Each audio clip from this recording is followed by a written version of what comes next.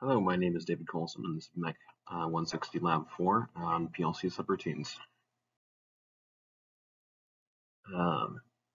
So what we're doing with PLC subroutines today is we're using encapsulation, and we're using subroutines to apply logic to all rungs within a subroutine, or at least theoretically that's how they should work. Here are the requirements for this project. I'm sure everybody's here is familiar with that who is working in a college, so I'm going to skip this. You can read it if you want.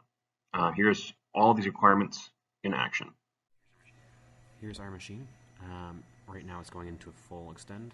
Once it hits the top, it immediately goes into go to start cycle and hits the bottom, and it won't extend again until you release the buttons. It's got the solid blue light when it extends, and the yellow light when it contracts. We're just going to show a little bit more functionality before we switch over to explaining how this works.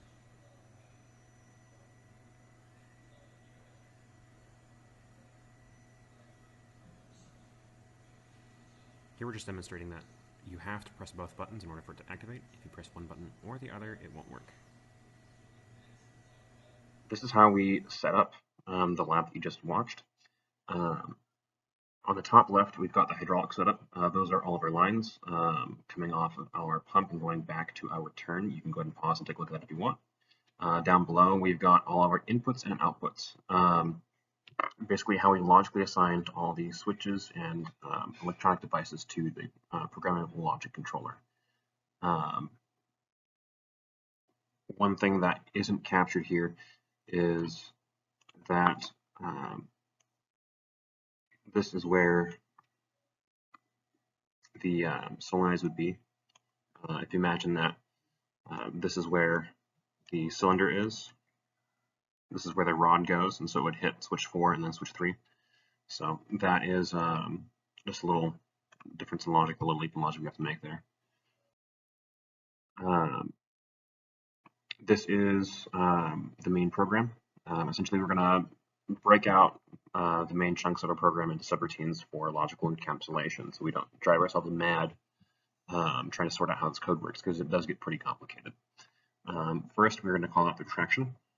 So if, we're going to go into that subroutine. There's nothing barring us from entering that subroutine. And then we're going to go into an extension.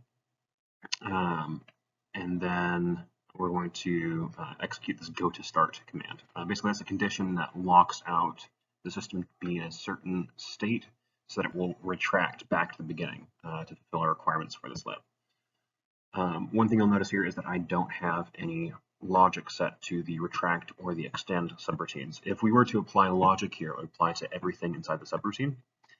And that's how we'd want it to be read. Basically, any logic that executes on this page executes on the subroutines inside of it. But instead, the way that the program reads it is, we'll read this page first, and if it doesn't satisfy those variables or those functions, we'll skip the subroutine commands altogether, and that's not what we want. I'll explain why here in a minute. Okay, this is our first subroutine. This is our extend routine.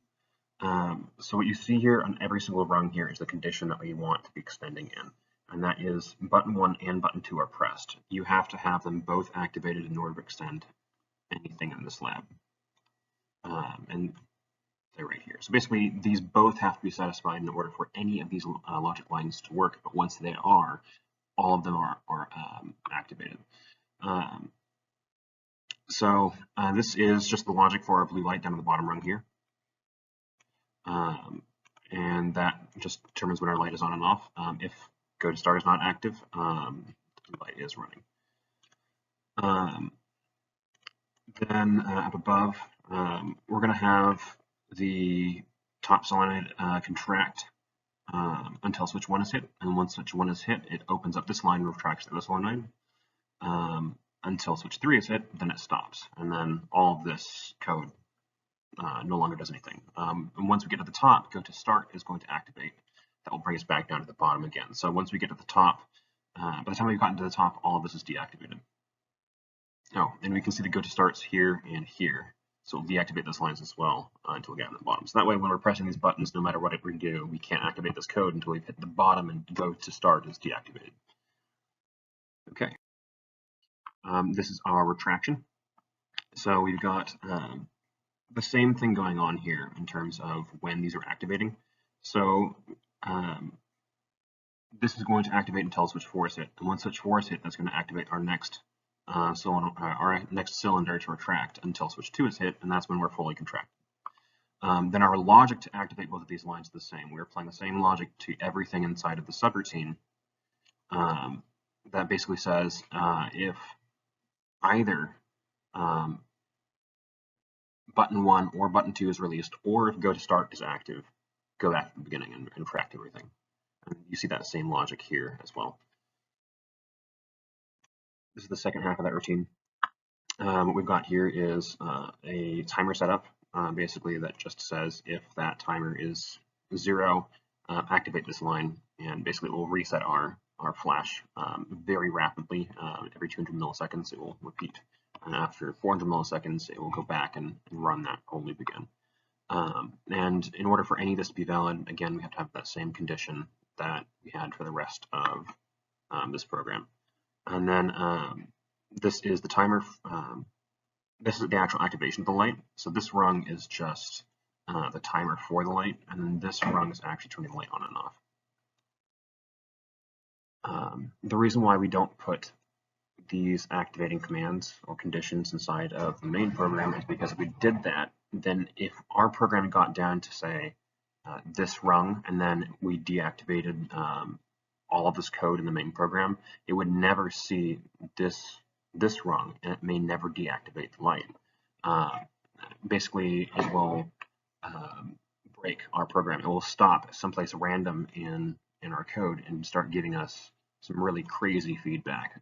Like we'll try to extend and contract simultaneously, and that will literally break the system and cause it to freeze. So that's why we have to put all of these conditions inside the subroutines, and that's the whole lab.